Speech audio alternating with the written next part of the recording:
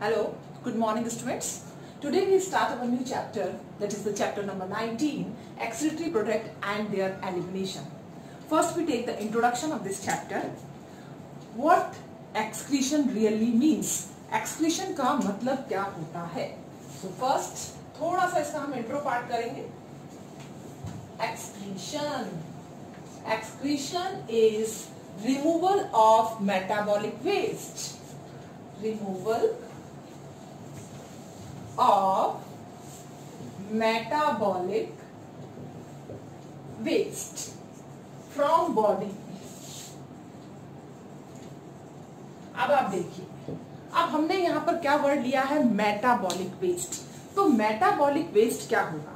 जो हम खाएंगे वही तो हम वेस्ट का क्या करेंगे? प्रोड्यूस करेंगे, ठीक है ना. तो मेटाबॉलिक्स में आपको मालूम होना चाहिए हमारा जो फूड सोर्स है वो तीन तरह के प्रोडक्ट, उसमें तीन तरह के जो है क्या कहते हैं एलिमेंट्स उनके अंदर आएंगे या न्यूट्रिएंट्स उनके अंदर आएंगे, ठीक है ना. मेजॉरिटी ऑफ जिसकी बात हम करेंगे, हालांकि और भी बहुत सारी चीजें हैं, लेकिन तीन चीजें आप लेते हो. सबसे पहले that is carbohydrate and second one is the protein and third is the lipid. तो जब हम कार्बोहाइड्रेट का इंटेक करते हैं तो जो वेस्ट बचता है उसका that is carbon dioxide plus water. जब हम प्रोटीन का इंटेक करते हैं तो जो वेस्ट बनते हैं वो क्या बनेंगे? Nitrogenous waste. लिपिड, जब हम लिपिड को इंटेक करते हैं तो उसका जो वेस्ट बनेगा वो भी क्या है? CO2 and water. तो CO2 और वाटर जो है उनके एलिमिनेशन को भी आप एक्सक्रीशन ही कहेंगे. ओके, अब क्योंकि मेटाबॉलिक वेस्ट है वो. अब बात आती है प्रोटीन. तो according to the basis of toxicity, इसमें ये भी टॉक्सिक नहीं है, ये भी टॉक्सिक नहीं है. टॉक्सिक कौन है? That is the nitrogen. ये जो नाइट्रोजनस वेस्ट है, जितना भी आपका डीएनए जो है आप लेते हो, चाहे वो प्लांट का सेल के अंदर से लो या एनिमल के सेल के अंदर से लो, सबके अंदर क्या प्रेजेंट है? DNA. And DNA also contain nitrogen and sulphur. तो इसी तरह से नॉट सल्फर, नाइट्रोजन डीएनए के अंदर प्रेजेंट होता है, ठीक है. तो इस चीज का आप ध्यान रखें. डीएनए किससे बना हुआ होता है? न्यूक्लियोटाइड से. किससे बना हुआ है? न्यूक्लियोटाइड से. तो न्यूक्लियोटाइड में दो जो है आता है आपका बेस, शुगर और फॉस्फेट. अब शुगर तो आपको मालूम है सेम यही है, फॉस्फेट भी आपको मालूम है मिनरल है. अब आ जाता है बेस. बेस दो तरह के हैं, एक है प्यूरिन बेस और दूसरा है पायरिमिडीन बेस. अब आप देखिए, जब प्यूरिन और पायरिमिडीन जैसे सब्सटेंस का क्या होगा? मेटाबॉलिज्म होगा, तब जाके प्रोडक्शन होगा किसका? नाइट्रोजीनियस वेस्ट का. So they are very harmful to the body and they are toxic in nature. तो इसको जितना जल्दी हो सके बॉडी में से क्या करना है? एलिमिनेट करना है, एक्सक्रीट आउट करना है. So excretion basically means removal of metabolic waste from the body. इसी को हम क्या कहते हैं? एक्सक्रीशन कहते हैं. क्लियर? तो एक्सक्रीशन आपको अभी समझ में आया. क्या इसका फंक्शन क्या होगा? नीड किस लिए आएगी इसकी भाई? फंक्शन. तो फंक्शन जो है, मेन फंक्शन, एक तो टॉक्सिक सब्सटेंस है, टॉक्सिक सब्सटेंस को बॉडी से रिमूव करना है. That is the removal of toxic substance. Clear? ये तो हो गया हमारा पहला फंक्शन. अब हम बात करते हैं दूसरे फंक्शन की. जब एक्सक्रीशन वाला प्रोसेस होगा तो वो क्या करेगा? आपका जो ब्लड है वो कौन सी स्टेज के अंदर रहता है? ब्लड रहता है होमियोस्टेसिस. हम पढ़ चुके हैं ब्लड क्लॉटिंग के अंदर भी होमियोस्टेसिस. तो ये तो अपने अंदर सारे मिनरल्स, सारे क्या कहते हैं जितने भी कंपोनेंट है ब्लड के, उसको क्या रखेगा? बिल्कुल स्टैटिक कंडीशन के अंदर, इक्विलिब्रियम कंडीशन के अंदर, 7 pH के अंदर, ठीक है. इसको इसमें रखना है. तो अल्टीमेटली क्या होगा? तो सॉल्ट्स और आयंस इसके पास जाएंगे, ये वापस क्या करेगा? रिलीज आउट करेगा. तो ये काम कितना रिलीज होना है? क्योंकि अल्टीमेटली ब्लड का फिल्टर कहाँ हो रहा है? किडनी उसको क्या कर रही है? फिल्टर. तो किडनी के पास ये प्रोसेस है कि किस चीज को वो ज्यादा एब्जॉर्ब करे, कौन से सॉल्ट को एब्जॉर्ब ज्यादा करे, कौन से सॉल्ट को कम एब्जॉर्ब करे. वो हार्मोनल बैलेंस के थ्रू या फिर आपके केमिकल कंट्रोल के थ्रू जो वो है उसको क्या करती है? कंट्रोल. तो ऑस्मोरेगुलेशन का कंट्रोल भी कौन करेगा अपना, that is excretion excretory system, ठीक है ना। तो मेंटेन ऑस्मोलरिटी, तो ऑस्मोलरिटी को यानी कि सॉल्ट और आयंस और वाटर का बैलेंस जो है उसको बना के रखेगी through a process known as osmoregulation. इसी को क्या कहते हैं, एज ऑस्मोरेगुलेशन। तो इसी वजह से, इसी ऑस्मोरेगुलेशन की वजह से आपके ब्लड में आपको क्या मिलेगा, यूरिया भी मिलेगा, यूरिक एसिड भी मिलेगा। तो ये क्यों मिल रहे हैं, क्या काम करेंगे, इनका काम है ऑस्मोरेगुलेशन करना, ऑस्मोलरिटी को मेंटेन करना। So osmoregulation means maintenance of ions, solute और water in the body. So osmoregulation means water and iron balance in body is called osmoregulation। इसी को हम क्या कहते हैं, ऑस्मोरेगुलेशन कहते हैं, ठीक है ना। ये भी हम किस में पढ़ेंगे, इसी चैप्टर के अंदर। और ऑस्मोलरिटी इसी चीज को मेंटेन करना, that is known as the osmolarity. तो ये दो प्राइमरी फंक्शन है हमारे एक्सक्रीटरी सिस्टम के। अब due to the toxic substance, जो भी ये टॉक्सिक सब्सटेंस रिलीज करते हैं, वो टॉक्सिक सब्सटेंस के बेसिस पे हम इनको 3 पार्ट्स के अंदर क्या करते हैं, डिवाइड करते हैं according to the basis of toxicity. यानी कि इसके एक्सक्रीटरी मटेरियल जो है उसको भी आपने डिवाइड कर दिया 3 पार्ट्स में। कौन कौन से हैं, जो अमोनिया का एक्सक्रीशन करेंगे अमोनोटिलिक, और जो यूरिया का एक्सक्रीशन करेंगे यूरियोटैलिक, और जो यूरिक एसिड का एक्सक्रीशन करेंगे दैट इज यूरिकोटैलिक। तो हमने एनिमल्स को 3 उसमें कैटेगरी में डिवाइड कर दिया on the basis of the elimination of the nitrogenous waste. तो जो भी एनिमल्स, सपोज करो कोई एनिमल है जैसे फिश है, वो अमोनिया का एक्सक्रीशन कर रही है तो वो क्या होगी, अमोनोटैलिक। अगर हम हैं, ह्यूमन बीइंग है, वो यूरिया का एक्सक्रीशन कर रहा है तो वो क्या हो गया, यूरियोटिलिक, ठीक है ना। बर्ड्स हैं, रेप्टाइल्स हैं, वो किसका एक्सक्रीशन कर रही है, यूरिक का, तो यूरिकोटिलिक। ये जो क्लासिफिकेशन हुआ है on basis of excretory material, तो एक्सक्रीटरी मटेरियल के बेसिस पर हम क्या कर रहे हैं, क्लासिफिकेशन कर रहे हैं किसका, एनिमल्स का। तो 3 तरह के आपको एनिमल्स की वैरायटी जो है वो नेचर के अंदर मिलती है। तो एक्सक्रीशन टर्म क्लियर हुई, that is the removal of the metabolic waste. Osmoregulation clear हुआ, that is the maintenance of the iron and water balance. अब एक्सक्रीशन के बेसिस पे 3 division, ammonotelic, ureotelic and uricotelic. अब हम तीनों में थोड़ा सा डिफरेंस लेते हैं क्योंकि इनके ऊपर क्वेश्चंस बहुत आते हैं एग्जाम्पल बेस्ड, कि हमेशा आपको 1 या 2 क्वेश्चन आपको इसके मिलेंगे जो एग्जाम्पल बेस्ड पे हो। तो सबसे पहले हम एमोनोटिलिक, यूरियोटिलिक और यूरिकोटिलिक में डिफरेंस करते हैं। Yes, next one is the ammonotelic. तो एक ग्रुप जो अमोनिया का एक्सक्रीशन करता है, दूसरा यूरियोटैलिक जो यूरिया का एक्सक्रीशन करता है, और तीसरा आपका आ जाएगा दैट इज यूरिको। ओके, तो अब हम पहले इनमें करेंगे डिफरेंसेस, फिर हम चलेंगे आगे। तो एमिनोटैलिक नाम से ही पता चल रहा है एक्सक्रीशन किसका हो रहा है, अमोनिया का। Excretion of ammonia. ओके, यहां पर किसका होगा, यूरिया, यहां पर किसका होगा, यूरिक एसिड। अगर इनमें तीनों में से पूछा जाता है which one is the highly toxic, so ammonia is the highly toxic and urea moderate, uricotelic या uric acid is least toxic. सबसे कम जो टॉक्सिक है वो कौन है, that is the uricotelic. Urea जो है that is the moderately toxic, ज्यादा भी नहीं है कम भी नहीं है, ठीक है, मॉडरेटली टॉक्सिक। ओके, अब बात आती है सबसे इंपॉर्टेंट बात कि जब हम इन सब्सटेंस का एक्सक्रीशन करते हैं तो उस एक्सक्रीशन के अंदर हमें कितना अमाउंट ऑफ वाटर चाहिए, ठीक है। तो आप ये देखिए, कम से कम मिनिमम से मिनिमम आपको एटलीस्ट 300 to 500 मिलीलीटर ऑफ क्या चाहिए, water for removal of 1 gram of ammonia. So it require 300 to 500 ml of water to remove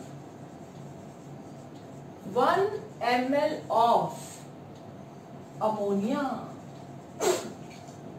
तो वाटर की रिक्वायरमेंट क्या है, बहुत ही ज्यादा, ठीक है ना। तो इसलिए ये एनिमल्स क्या होंगे, एक्वेटिक। जब हम बात करते हैं किसकी, दैट इज यूरियोटिलिक, तो यूरियोटिलिक के अंदर ये अमाउंट कम हो जाता है। Yes, it require 50 ml of water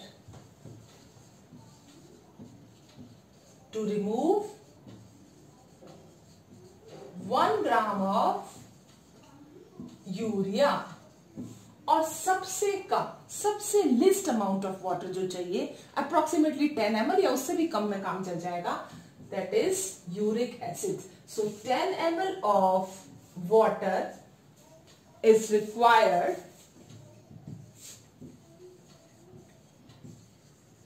to remove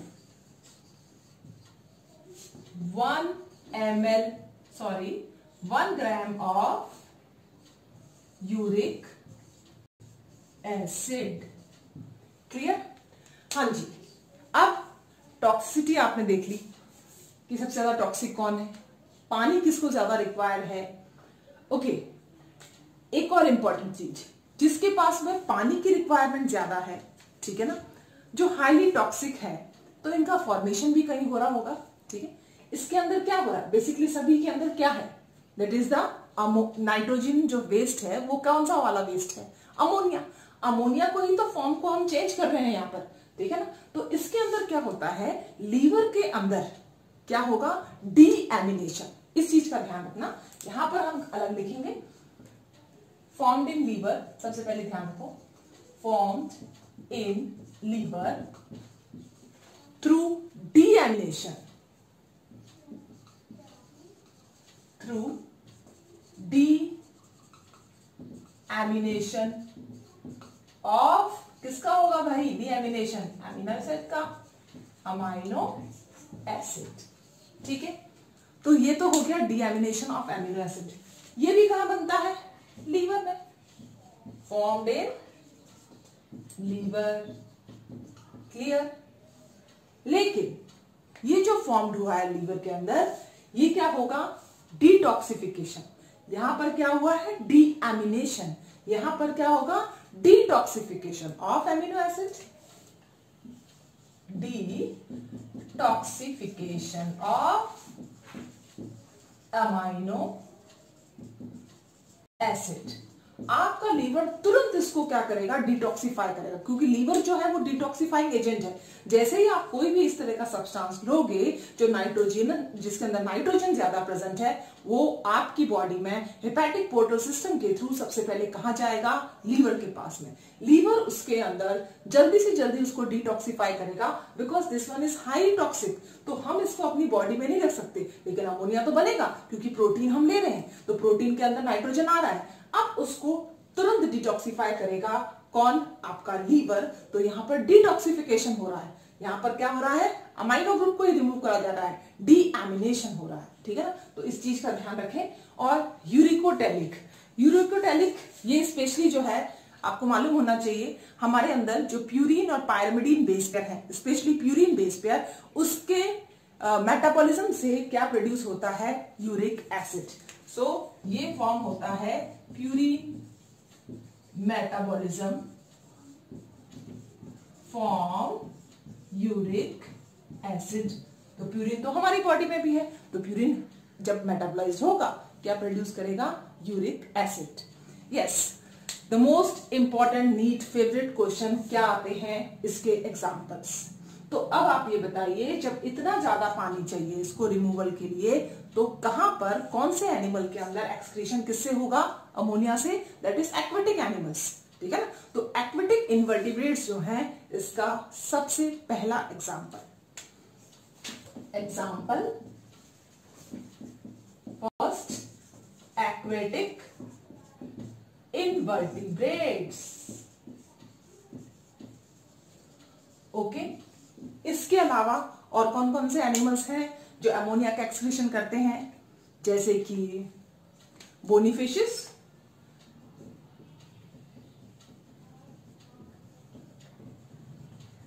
bony fishes जो हैं, याद रखना बोनी फिशेस को हम क्या कहते हैं? एक और नाम से, आपने तो क्लासिफिकेशन भी पढ़ा है, टीलियोस्ट।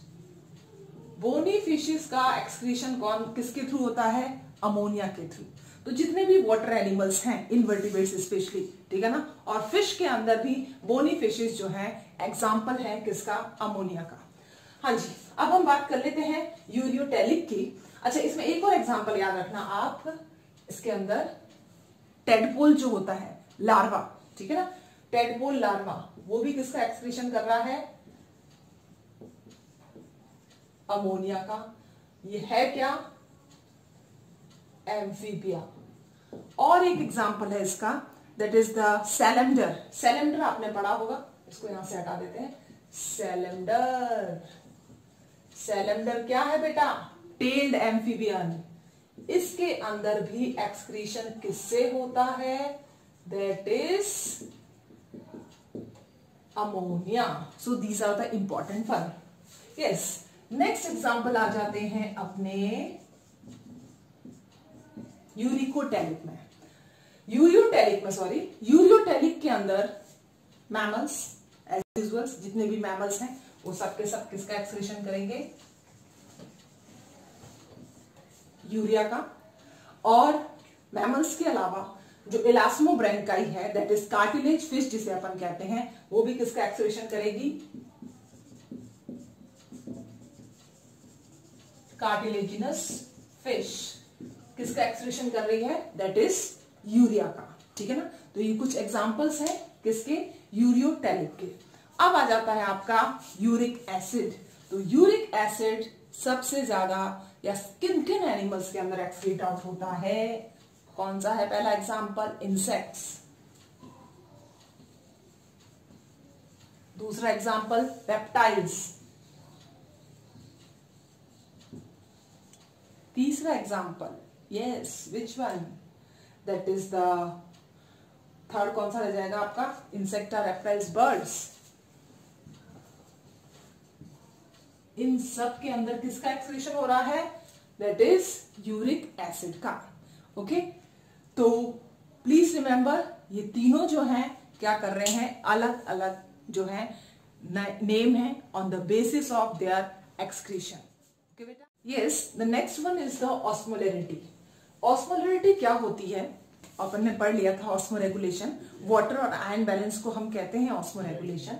तो ऑस्मोलैरिटी भी क्या है? एक सेम सी ही टर्म है। तो osmolarity means that is the concentration of solute in 1 liter of solvent. Concentration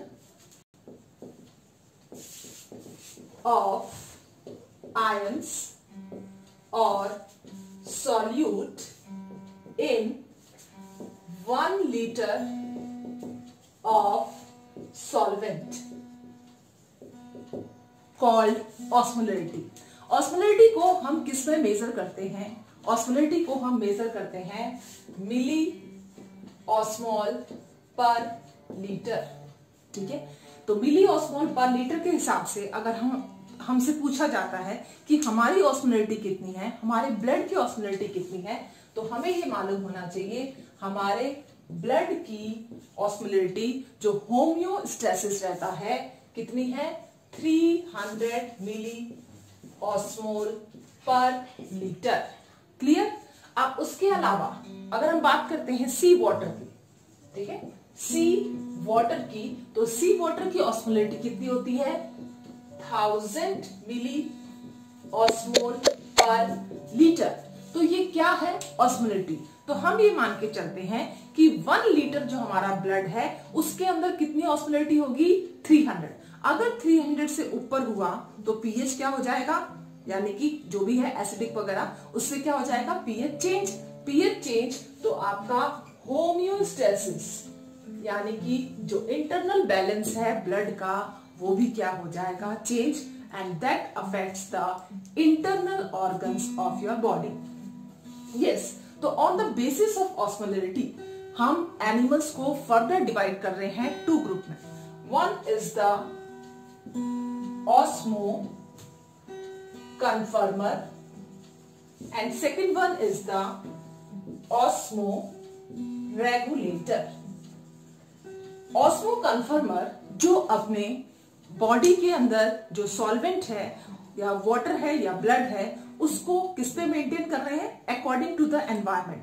suppose करो एक एनिमल है वो 100 मिली ऑस्मोलरिटी वाले वाटर के अंदर सरवाइव कर रहा है, तो वो अपनी बॉडी की ऑस्मोलरिटी को भी क्या कर लेगा, चेंज कर लेगा। कितना चेंज कर लेगा, दैट इज 1000। तो according to the environment they change their osmolarity, is known as osmo conformer. Okay, so osmo conformer are those animals which change their osmolarity according to their environment। जैसा environment होगा वैसी ही इनकी क्या होगी, osmolarity होगी। लेकिन दूसरी तरफ वो एनिमल्स हैं, कौन से वाले, ऑस्मो रेगुलेटर्स, जो अपनी बॉडी के अंदर ऑस्मोलरिटी को मेंटेन करके रखते हैं। It means they have a constant osmolarity. Okay, so they have constant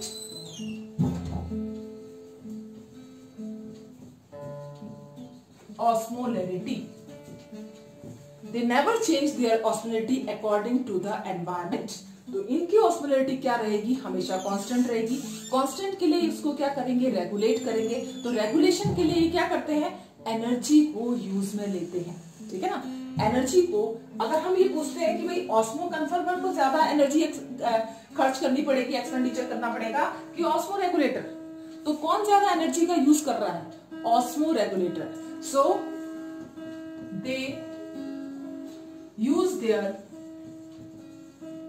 energy for maintaining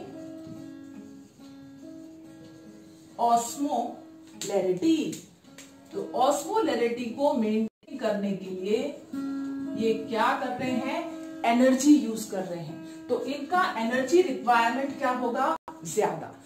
they require more energy but they require less energy, क्योंकि ये क्या है, ऑस्मो कन्फर्मर।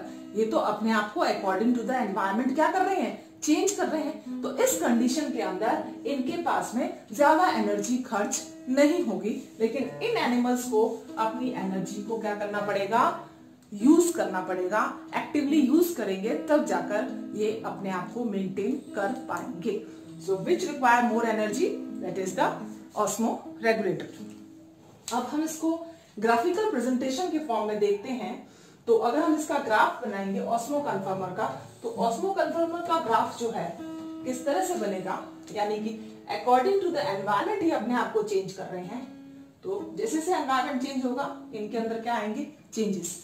लेकिन जब हम ऑस्मो रेगुलेटर की बात करते हैं तो ऑस्मो रेगुलेटर क्या करेंगे, अपने आप को मेंटेन करके रखेंगे एक कांस्टेंट ऑस्मोलरिटी में। तो इनकी ऑस्मोलरिटी क्या है, ये कांस्टेंट। ठीक है ना, अगर ये बॉडी है और ये एनवायरमेंट है, तो इन्होंने ऑस्मोलरिटी को क्या कर रखा है, कांस्टेंट। कोई चेंज नहीं आ रहा, कोई फ्लक्चुएशन नहीं आ रहा।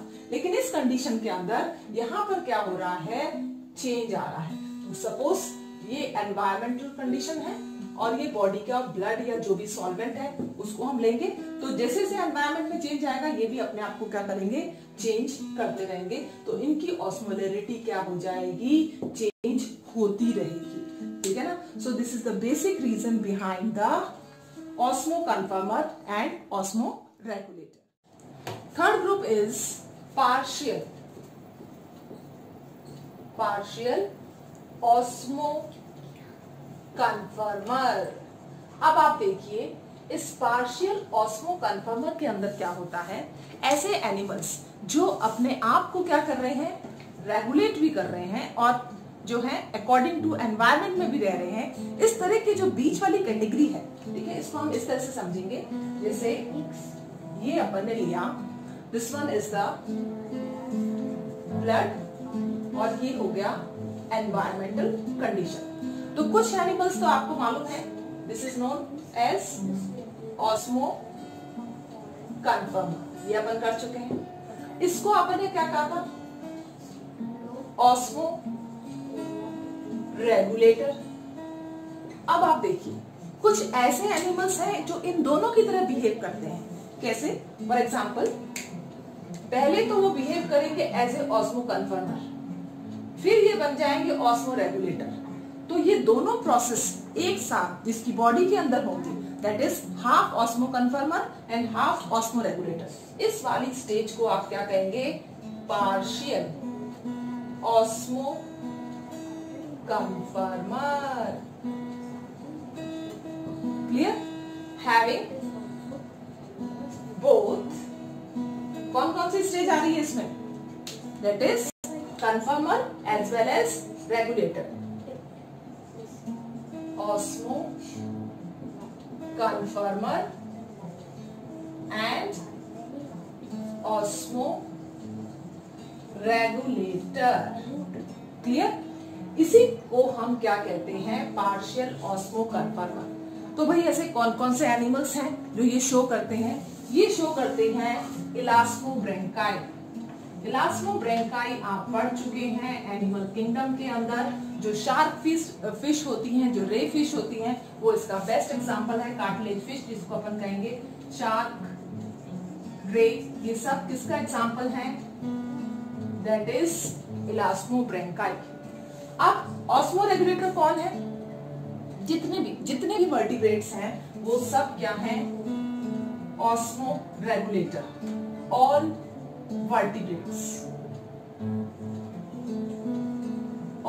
वर्टिब्रेट्स, एक्सेप्ट, सिर्फ एक नहीं है, that is the Myxine. Except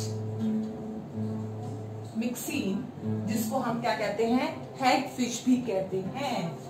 मिक्सीन that is Hag fish. अब आप देखिए ऑस्मो कन्फर्मर।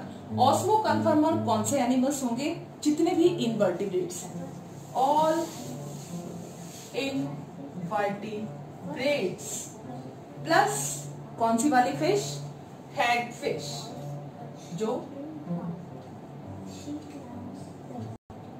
एक वर्टिब्रेट आ गया है किसके अंदर, ऑस्मो कन्फर्मर के अंदर। तो तीन तरह के अपन ने जो ग्रुप पढ़े हैं यहाँ पर एनिमल्स के, ऑस्मो कन्फर्मर, ऑस्मो रेगुलेटर और पार्शियल ऑस्मो कन्फर्मर। ये क्या है, जो अपने आप को अकॉर्डिंग टू एनवायरमेंट की, अपनी बॉडी की ऑस्मोलैरिटी को क्या कर रहे हैं, चेंज करते जा रहे हैं। और ऑस्मो रेगुलेटर एक कांस्टेंट ऑस्मोलैरिटी को मेंटेन कर रहे हैं। और पार्शियल दोनों तरह से फंक्शन कर रहे हैं, कभी वो ऑस्मो रेगुलेटर बन जाते हैं, कभी वो ऑस्मो कन्फर्मर बन जाते हैं। ओके बेटा? यस बेटा। नेक्स्ट हम देखेंगे according to the osmolarity animals के अंदर चेंज। पहले हम ले रहे हैं फ्रेश वाटर एनिमल्स, फिर हम लेंगे इसी के साथ में दैट इज मरीन एनिमल्स, और लास्ट में हम लेंगे टेरेस्ट्रियल एनिमल्स।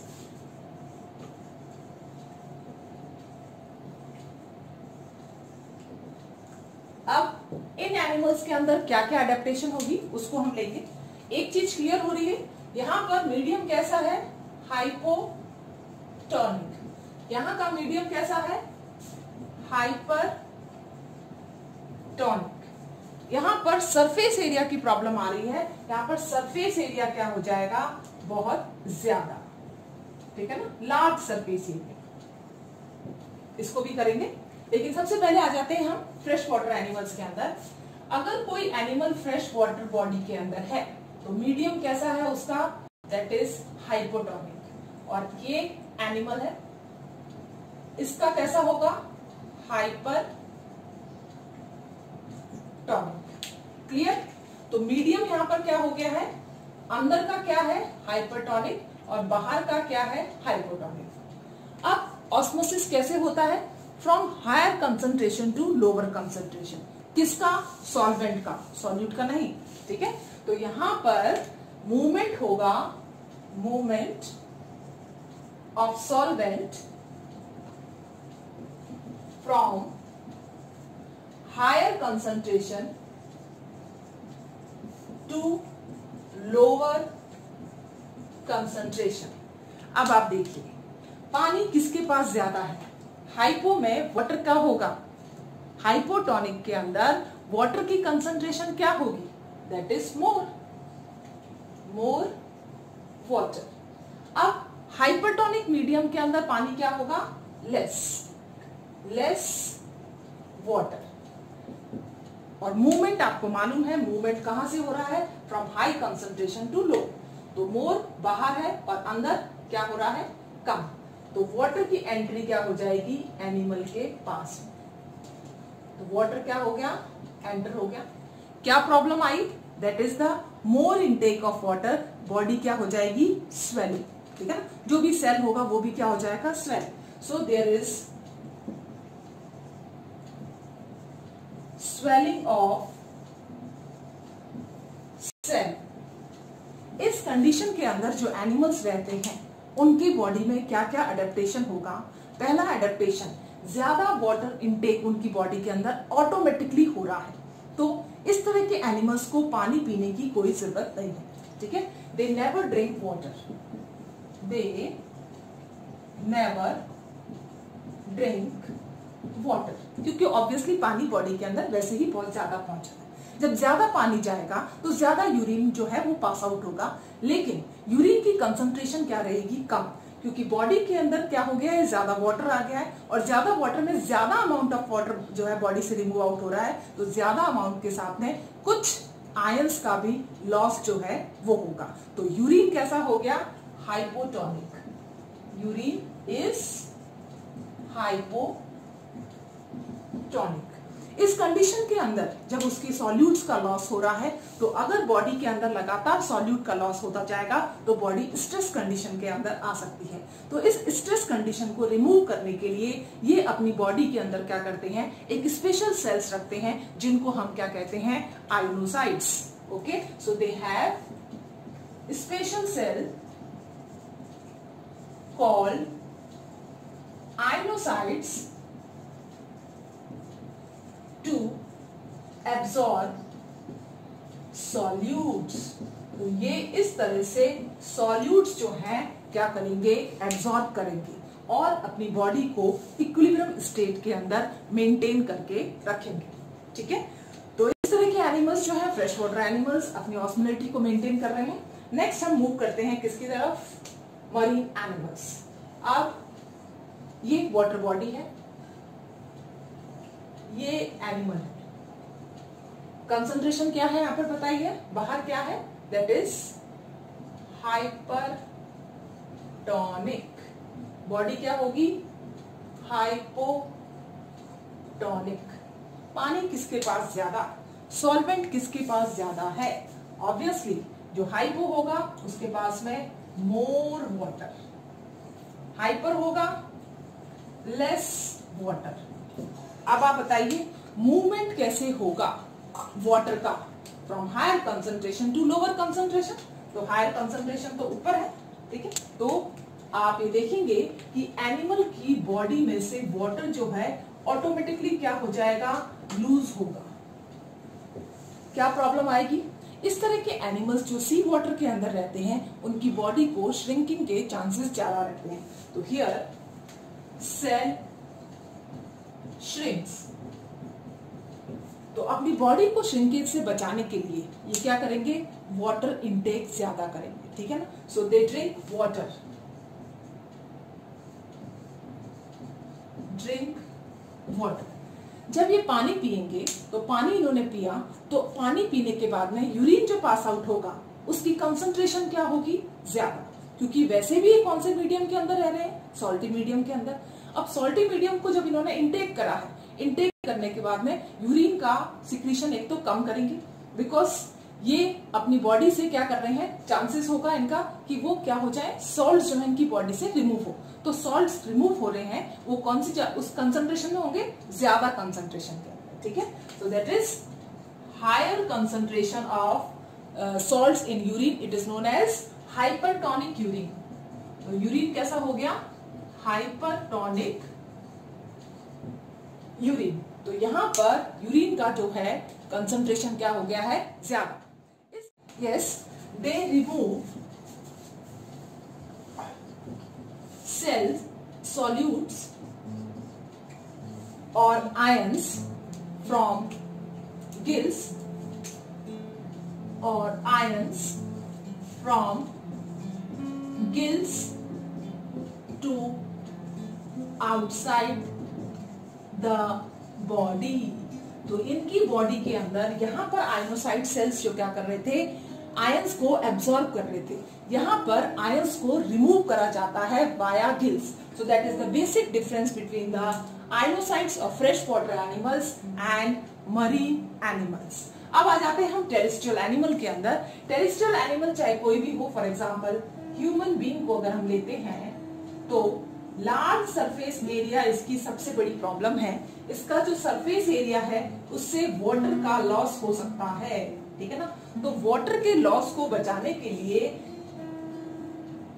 जितने भी टेरेस्ट्रियल एनिमल्स हैं उनकी ऊपर वाली जो स्किन है वो कैसी हो जाती है, या तो हार्ड हो जाएगी, ठीक है ना, उसके ऊपर स्केल्स बन जाएंगे। फॉर एग्जाम्पल बर्ड्स के ऊपर फेदर्स आ गए हैं। इन केस दूसरे जो मैमल्स वगैरह हैं उनके ऊपर हेयर जैसा पोर्शन आ जाता है, ताकि कम से कम कांटेक्ट में क्या हो, जो है वाटर का लॉस हो। ऊपर से हमारी जो स्किन जो होती है, आउटसाइड वाली जो स्किन जिसको हम स्ट्रेटम कॉर्नियम भी कहते हैं, ये और स्ट्रेटम कॉर्नियम कैसी होती है, दैट इज केराटिनाइज्ड। ओके, तो ये खुद एक बिल्कुल प्रूफ लेयर की तरह काम करेगी, जिससे वाटर का लॉस क्या हो, मिनिमम। तो बॉडी के ऊपर जो एक्सोस्केलेटन होता है वो वाटर के लॉस को क्या करता है, मिनिमम करता है। सो दे हैव थिक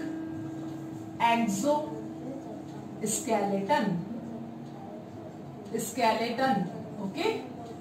हाँ जी, अब हम देखेंगे दूसरा इसकी जो प्रॉब्लम आती है, इनके अंदर किडनी जो है उसके पास में क्या प्रेजेंट है, लूप ऑफ हेनली प्रेजेंट है। और लूप ऑफ हेनली वाटर को क्या करता है, कंजर्व करता है, कंसंट्रेशन को बैलेंस करता है, ठीक है ना। So they have long loop of Henle, जो क्या करेगा, ऑस्मो रेगुलेशन का भी काम करेगा और उसके साथ साथ में क्या करेगा, मेंटेन करेगा, वाटर के लॉस को होने नहीं देगा, ठीक है। तो ये तीनों एनिमल्स जो हैं ये क्या कर रहे हैं, हेल्प कर रहे हैं, किस तरह से एडेप्टेशन शो कर रहे हैं कि किस तरह से ये अडेप्टिव फीचर्स अपनी बॉडी में लाए और इनकी ऑस्मोलिटी क्या रहे, मेंटेन रहे। Yes, next is the examples of terrestrial atmosphere. First हम ले रहे हैं कौन सा वाला, that is kangaroo rat. Second example हम लेंगे camel का। अब आप देखिए, कैंगरू रैट अपनी पूरी लाइफ टाइम में कभी भी पानी नहीं पीता और ये इजीली क्या कर रहा है, सर्वाइव कर रहा है। They never drink water.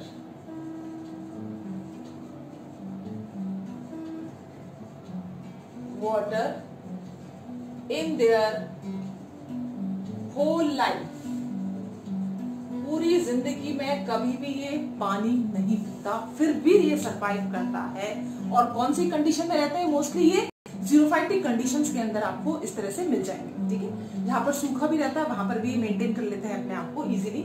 किस तरह से मेंटेन करते हैं, इसके पीछे जो सबसे बड़ा रीजन है, ये एब्सॉर्ब करते हैं मेटाबॉलिक वाटर को। जो हमारा मेटाबॉलिज्म होता है कार्बोहाइड्रेट्स का, प्रोटीन्स का, लिपिड्स का, उसके वाटर को ये क्या करते हैं, एब्सॉर्ब करते हैं। सो एब्सॉर्ब मेटाबॉलिक वाटर, क्लियर। तो मेटाबॉलिक वाटर को इन्होंने एब्सॉर्ब करा। एक और मैकेनिज्म इसके अंदर होता है, एक तो ये नॉक्टर्नल होते हैं, प्लीज रिमेंबर, जितना कम से कम वाटर का लॉस हो, ठीक है, तो नॉक्टर्नल है तो ऑब्वियसली उस समय जो है एटमॉस्फेयर है थोड़ा सा कूल होता है। और एक और इंपॉर्टेंट, इनके नेजल एरिया में, नेजल चैम्बर है काउंटर ब्लड फ्लो। कैसे होगा ये counter blood flow? For example, मैं ये नेजल चैम्बर ले रही हूं, किसका? कैंगरू रैट का। इसके अंदर आप देखिए एयर का जो मूवमेंट है वो ऐसे जा रहा है, एयर इस तरह से जा रही है बॉडी के अंदर। यहाँ पर दूसरी साइड में क्या है? ब्लड का मूवमेंट है, और ब्लड जो है वो क्या होगा? बाहर की तरफ फ्लो कर रहा है इस तरह से, ठीक है ना। अब आप देखिए ये दोनों, एक ऊपर की ओर और एक नीचे की ओर, ये क्या बना देते हैं? काउंटर। ये जो काउंटर फ्लो है, तो जैसे ही एयर इस ब्लड के कांटेक्ट में आती है वो तुरंत क्या हो जाएगी? कूल। ये एयर क्या हो जाएगी अब? कूल। तो इसकी बॉडी के अंदर वाटर के लॉस के चांसेस जो होते हैं ड्यू टू द एटमॉस्फेयर, वो क्या हो गए? नेग्लिजिबल, मिनिमम के बराबर हो जाएंगे। तो इस तरह से ये अपनी एनर्जी जो है वो कहां सेव कर रहा है? इस वाटर को, एयर को कूल करने में। जब ये एयर कूल होगी तो बॉडी के अंदर जो है अपने नॉर्मल टेम्परेचर में ये रह सकता है इजीली, और मेटाबॉलिक वेस्ट के ऊपर क्या कर सकता है? डिपेंड कर सकता है, ठीक है। So that is the counter blood flow in nasal chamber is the basic reason behind the adaptation of the kangaroo rat. Second one is the camel. Camel आप जानते ही हो सूखे का है, जीरो फाइटिंग कंडीशंस यहाँ पर होती है।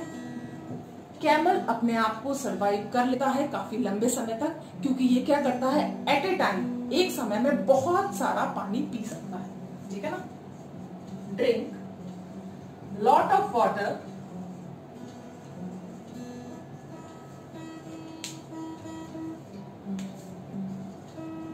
एट ए टाइम। तो एक समय में बहुत ज्यादा पानी पीने की महारत किसको हासिल है? कैमल। कैमल के पास में दूसरा एडेप्टिव फीचर जो है कि दे have long loop of Henley. Long loop of Henley. बेटा लूप ऑफ हेनली जो है ये अभी आप पढ़ेंगे, लेकिन आपको थोड़ा सा स्ट्रक्चर मालूम होना चाहिए। सपोज करो ये हमारा नेफ्रॉन है, तो नेफ्रॉन के अंदर ये पीसीटी आया, प्रॉक्सिमल ट्यूब्यूल्स, और इसके बीच में आपको हेयरपिन लाइक लूप नजर आते हैं। तो ये जो हेयरपिन लाइक लूप है, यही क्या है? ये वाला जो एरिया है हेयरपिन। तो यहाँ पर ये हेयरपिन जितना ज्यादा डीप के अंदर होगा, ये दोनों आपस में क्या करेंगे? वाटर को एक्सचेंज करते रहेंगे। एक वाटर को क्या करेगा? एब्सॉर्ब करेगा, एक सॉल्ट को एब्सॉर्ब करेगा। तो इस तरह से ये अपने आप को बैलेंस करने की कोशिश करेंगे। तो बॉडी के अंदर से वाटर लॉस होगा ही नहीं, क्योंकि सारा जो एनर्जी है वो यहीं पर यूज हो जाएगी। सॉल्ट भी रिटेन रह जाएगा और वाटर भी रिटेन। जैसे अपन एक ट्यूब लेते हैं, और कोई भी, जैसे आपने देखा होगा इंजीनियर्स को, तो बैलेंसिंग के लिए वो वाटर ट्यूब यूज करते हैं। तो वाटर ट्यूब के अंदर यहाँ पर पानी है, इसके ये पानी तो क्या बनेगा? आगे जाके यूरिन का फॉर्मेशन करेगा। लेकिन यहाँ पर ये मेम्ब्रेन जो है ये वाटर के लिए परमिएबल हो जाती है, यहाँ पर ये सॉल्ट के लिए परमिएबल हो जाती है। तो दोनों जगह से लॉस, यहाँ से ये सॉल्ट एब्सॉर्ब नहीं करेगी, यहाँ से ये सॉल्ट एब्सॉर्ब करेगी। तो इस तरह से अपने आप को मेंटेन करने की कोशिश करती है। इसको हम डिटेल में पढ़ेंगे सबसे लास्ट में, counter current in the kidney. Okay बेटा, तो इतना मालूम होना चाहिए कि लूप ऑफ हेनली क्या है? लॉन्ग होता है किसके अंदर? कैमल के अंदर। सो this is the important adaptive feature present in the camel. They have special cells.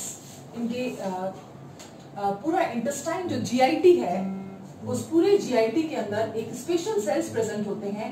These special cells absorb and store water. Absorb and store water. Absorption तो सभी करते हैं, लेकिन वाटर को स्टोर करने की कैपेसिटी किसके पास में है? इसके जीआईटी, गैस्ट्रो इंटेस्टिनल ट्रैक्ट के अंदर है। और यही एब्जॉर्प्शन एंड स्टोरेज वाटर की जो कैपेसिटी है इसके सेल्स के अंदर, इसी को हम क्या कहते हैं? इनमें पानी की थैली प्रेजेंट होती है। देयर इज नो पानी की थैली here, but they have a special cells which store water inside the cell. ठीक है बेटा, तो ये कुछ एडेप्टिव फीचर्स हैं किसके, कैमल के, कि इसके पास में लूप ऑफ हेनली लॉन्ग है, इसके पास में water absorbing and storing cells है, और इस वजह से जो है ये ड्राई कंडीशन के अंदर रह सकता है और एक समय में काफी ज्यादा पानी पी लेता है और काफी लंबे समय तक ये बिना पानी के भी सरवाइव कर सकता है। Okay, so from tomorrow we will start with the new topic, that is the kidney.